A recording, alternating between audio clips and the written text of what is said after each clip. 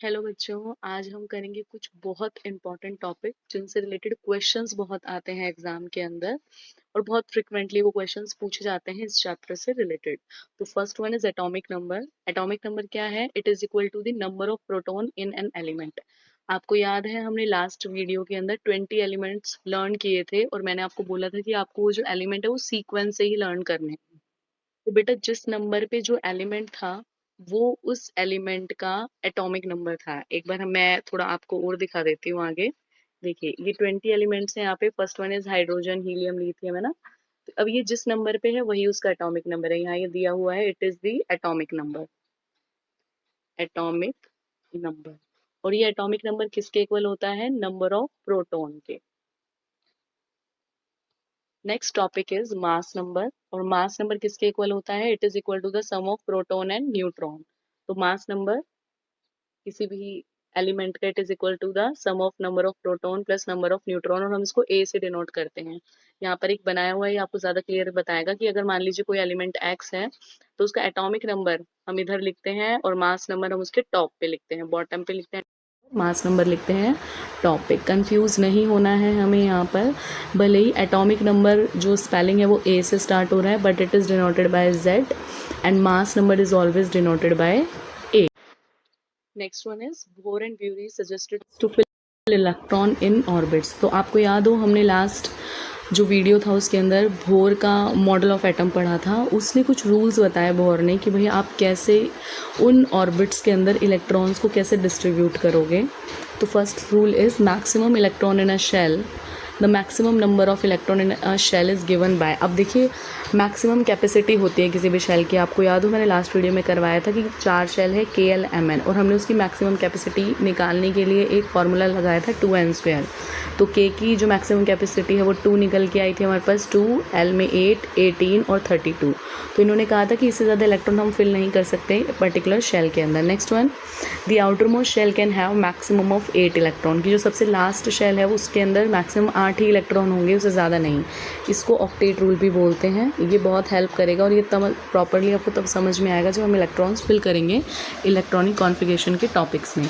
Next one is electron fill shell from inner to outer. मतलब आपको याद हो हमने जब कल इस तरह से कल हमने जब देखा था कि ये फर्स्ट हमारे पास मान लीजिए ये एटम है ना, और एटम के अंदर हमने ये एटम है ना, एटम के अंदर जब हमने शेल्स बनाए थे तो ये मान लो न्यूक्लियस है और हमने इस तरह से इसके अराउंड शेल्स बनाए थे।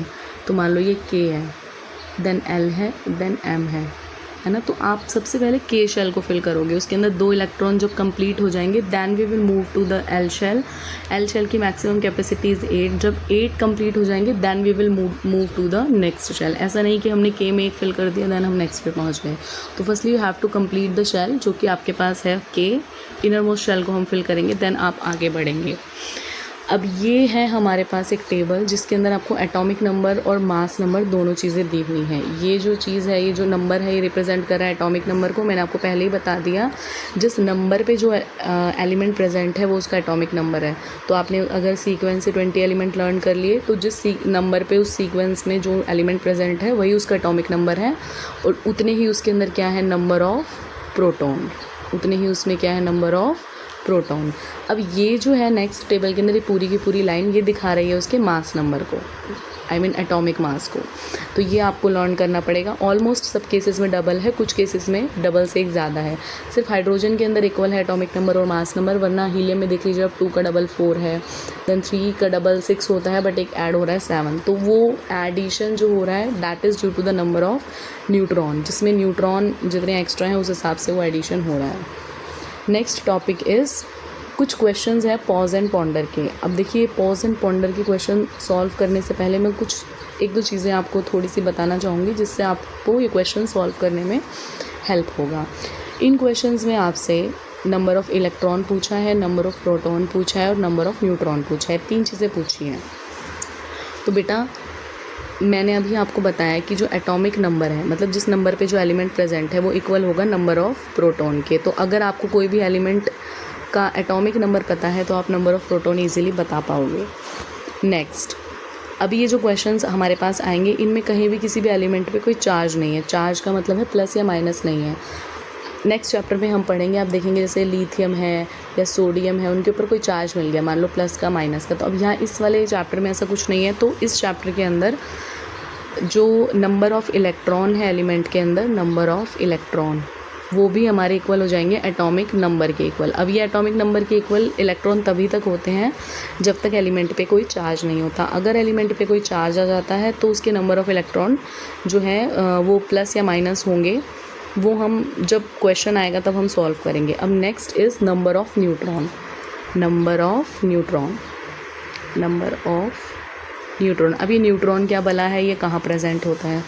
अब ये एक बार थोड़ा सा देखिए, मान लीजिए ये एक एटम है और ये एटम का सेंटर में न्यूक्लियस है, इलेक्ट्रॉन इसमें साइड में रिवॉल्व करते हैं एटम में, और जो इसके अंदर न्यूट्रॉन, जो इसका एटम का न्यूक्लियस होता है, इसमें प्रोटॉन भी प्रेजेंट होता है, साथ में न्यूट्रॉन भी प्रेजेंट होता है। न्यूट्रॉन आपने प्रोटॉन पढ़ा है, इलेक्ट्रॉन पढ़ा है। इलेक्ट्रॉन नेगेटिवली चार्ज है, प्रोटॉन पॉजिटिवली चार्ज है, बट ये जो न्यूट्रॉन है it do not have any charge, इस पर कोई चार्ज नहीं होता।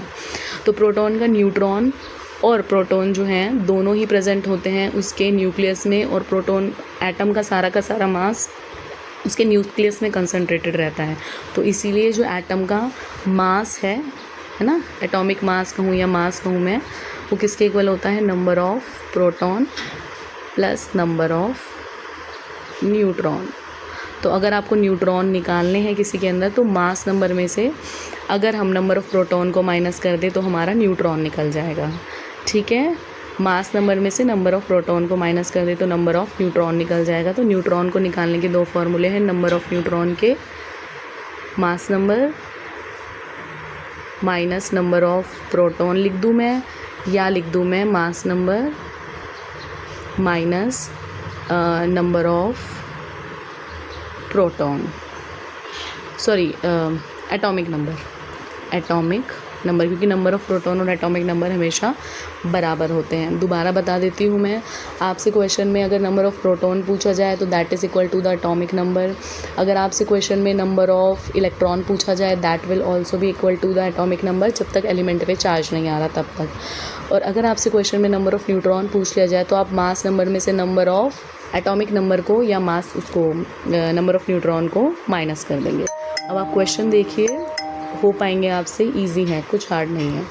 देखो क्वेश्चन नंबर 1 क्या है, an atom with atomic number 26 and has 56 nucleon. अब एक क्वेश्चन यहाँ पर वर्ड आ गया न्यूक्लियन। न्यूक्लियन होता है प्रोटॉन प्लस न्यूट्रॉन, मतलब प्रोटॉन और न्यूट्रॉन का सम है ये, तो प्रोटॉन और न्यूट्रॉन का सम मास नंबर के इक्वल होता है। तो ये हमें जो न्यूक्लियन दे रखे हैं ये हमारे को मास नंबर दे रखा है, सॉरी ये मैंने Z से डिनोट कर दिया, ए आएगा। Find out the number of electron, proton and neutron into it. तो देखिए पहले आपको एटॉमिक नंबर दिया है, मैंने क्या बताया, जो एटॉमिक नंबर होता है उतना ही नंबर ऑफ़ इलेक्ट्रॉन और नंबर ऑफ़ प्रोटॉन होता है। तो वही है, एटॉमिक नंबर 26 है तो नंबर ऑफ़ प्रोटॉन भी 26 हो जाएंगे, नंबर ऑफ़ इलेक्ट्रॉन भी 26 हो जाएंगे, लिखा है न्यूट्रल एटम के केस में। नेक्स्ट आपसे पूछे नंबर ऑफ़ न्यूट्रॉन, तो न्यूट्रॉन को निकालने के लिए हम मास नंबर और एटॉमिक नंबर को माइनस कर देंगे। ये आपके पास मास नंबर है, एटॉमिक नंबर है, मास नंबर हमको दिया है 56 minus 26 that will be equal to 30। Clear? Now coming to the next question, which is the nucleus of an atom contain 20 proton। एक न्यूक्लियस है एटम का, उसमें 20 प्रोटॉन है। If its mass number is 41 find the number of neutron in it. आपको neutron find out करने हैं। अब जो प्रोटॉन है वही एटॉमिक नंबर है, ठीक है, तो नंबर ऑफ़ प्रोटॉन 20 है और मास नंबर 41 है, तो नंबर ऑफ़ प्रोटॉन जो है वही एटॉमिक नंबर भी है हमारे पास, है ना। और हम एटॉमिक नंबर और जो मास नंबर है दोनों को माइनस कर देंगे तो हमारे क्या निकल जाएंगे, नंबर ऑफ़ व्हाट, न्यूट्रॉन। तो वही यहाँ पे किया हुआ है and it is easy. Number of neutron आपके आ गए 21। Now next one is an atom. An atom has 18 neutron and an atomic number of 17. What is its mass number? एक एटम है, उसके अंदर नंबर ऑफ़ न्यूट्रॉन आपको दे रखे हैं और एटॉमिक नंबर दे रखा है ना, एटॉमिक नंबर दे रखा है और नंबर ऑफ़ न्यूट्रॉन दे रखे हैं, आपको मास बताना है। तो बेटा ध्यान दो, जो उसका एटॉमिक नंबर है वही नंबर ऑफ़ प्रोटॉन है, तो number of proton atomic number 17 है, तो एटॉमिक नंबर भी हमारे पास कितना हो गया, 17 है, तो नंबर ऑफ़ प्रोटॉन भी 17 हो जाएंगे। नंबर ऑफ़ प्रोटॉन भी कितने हो जाएंगे इसमें, 17, ठीक है। और आपको न्यूट्रॉन दे रखे हैं 18 और आपको पता है एटम का सारा मास का कंसंट्रेटेड होता है उसके न्यूक्लियस में, और उसमें क्या होते हैं न्यूट्रॉन और प्रोटॉन। तो mass will be equal to the sum of proton plus neutron. Proton is 17 और न्यूट्रॉन इज़ 18, तो दोनों को आप ऐड कर दोगे, आपका जो मास नंबर है वो आ जाएगा। नेक्स्ट वन, एक और क्वेश्चन हमारे पास आ गया। Next topic is electronic configuration. तो इलेक्ट्रॉनिक कॉन्फ़िगरेशन क्या है कि आप इलेक्ट्रॉन को डिस्ट्रीब्यूट करोगे, जो अलग अलग शेल्स थे, जो 4 शेल्स थे KLMN, उनमें हम इलेक्ट्रॉन को डिस्ट्रीब्यूट करेंगे, वही उसकी इलेक्ट्रॉनिक कॉन्फ़िगरेशन है। तो it is the distribution of the electrons in various shells is called electronic configuration.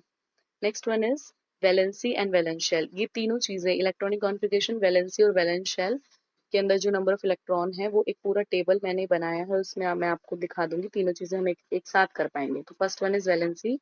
Valency क्या है बेटा, समझना बहुत जरूरी है। किसी भी एलिमेंट की combining capacity, combining capacity of an element is called its valency.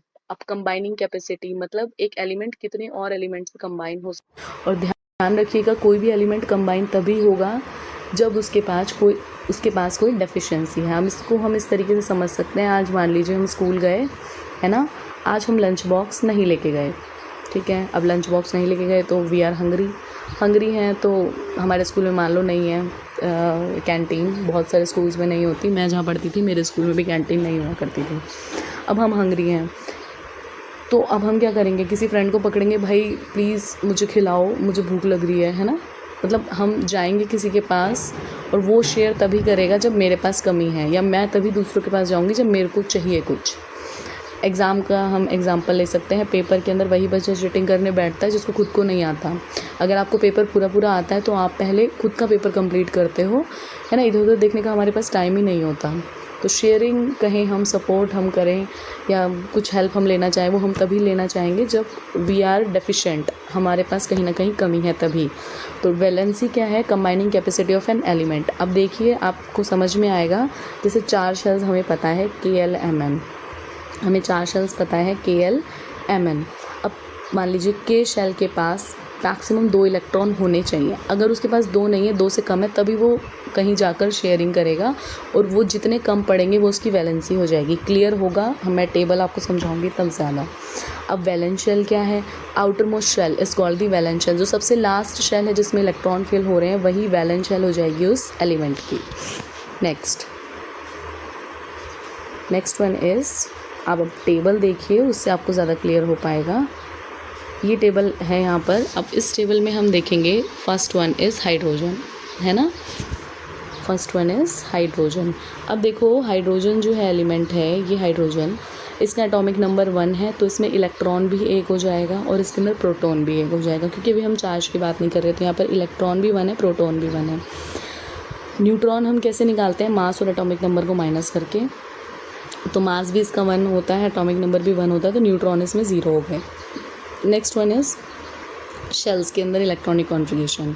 Shells के अंदर KLMN है हमारे पास, तो फर्स्ट शेल में एक ही इलेक्ट्रॉन है, फर्स्ट शेल में आ गया, है ना, K शेल में आ गया, ये एक इलेक्ट्रॉन आपको दिख रहा होगा, और हमने वो फिल कर दिया। डायग्राम में भी वो एक इलेक्ट्रॉन दिखा रखा है। वैलेंसी कैसे निकालें, मैंने बोला combining capacity of an element is called its valency. अब एक ही इलेक्ट्रॉन इसके पास है और K शेल को फिल करने के लिए एक और चाहिए, तो उसको एक और इलेक्ट्रॉन की रिक्वायरमेंट है, दैट इज़ वाई इसकी वैलेंसी कितनी हो गई, 1। Coming to the next element, helium. Helium के पास 2 इलेक्ट्रॉन हैं यहाँ पर KLMN में, उसने K में 2 इलेक्ट्रॉन फिल कर दिए, बाकी शेल्स में नहीं गए। अब K में 2 फिल हो गए, है ना, और K की कैपेसिटी भी 2 है। अब ना उसको इलेक्ट्रॉन चाहिए ना किसी को देगा, तो इसकी जो वैलेंसी है वो 0 हो जाएगी। इलेक्ट्रॉन 2 है, प्रोटॉन 2 है, न्यूट्रॉन भी 2 है। यहाँ पे लिथियम की मैं बात करूँ, 3 इलेक्ट्रॉन है, फर्स्ट शेल में 2 देन 1, ठीक है, वैलेंसी। अब लास्ट शेल में कितने इलेक्ट्रॉन है, 1। अब या तो ये अपना 1 इलेक्ट्रॉन किसी को दे दे या किसी से 2 इलेक्ट्रॉन और ले ले। या आप इसको इस तरीके से भी याद कर सकते हो कि जब तक लास्ट शेल में 4 इलेक्ट्रॉन आते हैं तब तक वैलेंसी उतनी रहती है। मतलब अगर लास्ट शेल में 1 है तो वैलेंसी 1, 2 है तो 2, 3 है तो 3, 4 है तो 4। अब जैसे आप यहाँ देखोगे बेरिलियम में 2 हैं, इसमें 3 है लास्ट शेल में इलेक्ट्रॉन, कार्बन में 4 है, तब तक वैलेंसी उतनी रहेगी। जैसे ही 4 से ज़्यादा इलेक्ट्रॉन आ जाते हैं लास्ट शेल में, उसको वैलेंसी निकालने के लिए हम 8 में से माइनस कर देते हैं। जैसे 8 में से माइनस कर दिया 5 को, तो वैलेंसी कितनी आ गई यहाँ पे, 3। ऑक्सीजन ने 8 में से 6 को माइनस कर दिया, तो वैलेंसी कितनी आ गई, यहाँ पर 2 आएगा बेटा, इट इज़ रॉन्ग, ये 2 आएगा, है ना।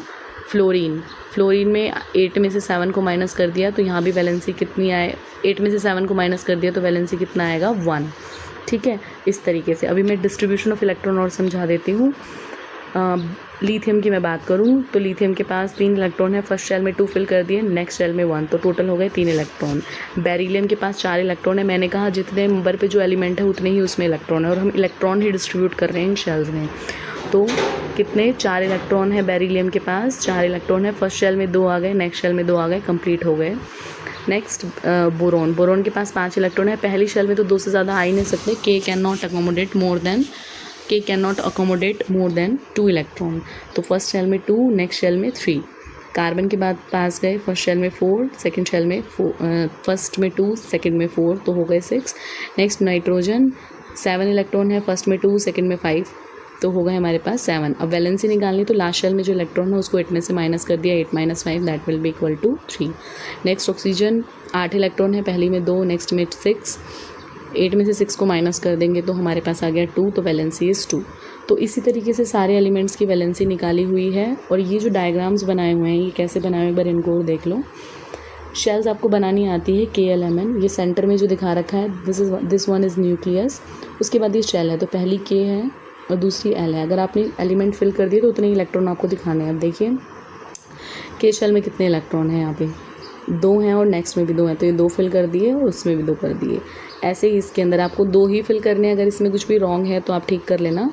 जैसे ये वाली शेल है यहाँ पर, तो इसके अंदर K में 2 और फिर 3, तो ये फर्स्ट इस वाली K में भी 2 इलेक्ट्रॉन आएंगे ना, एक ग्रीन से और एक रेड से मैंने लगा दिया, और बाकी नेक्स्ट शेल में 3 हैं। कार्बन के पास भी फर्स्ट शेल में K में 2 हैं, फिर 4 हैं, ठीक है, इसमें 2 हैं फिर 4 हैं, तो वैसे ही इलेक्ट्रॉन डिस्ट्रीब्यूट करे हुए हैं, उतने ही नंबर ऑफ इलेक्ट्रॉन जितने उस शेल में हैं। आपको बस वो शेल ड्रॉ करना है और वो इलेक्ट्रॉन ड्रॉ कर रहे हैं। आई होप आपको समझ में आया होगा। ऑल द बेस्ट, मिलते हैं नेक्स्ट वीडियो में, बाय बाय।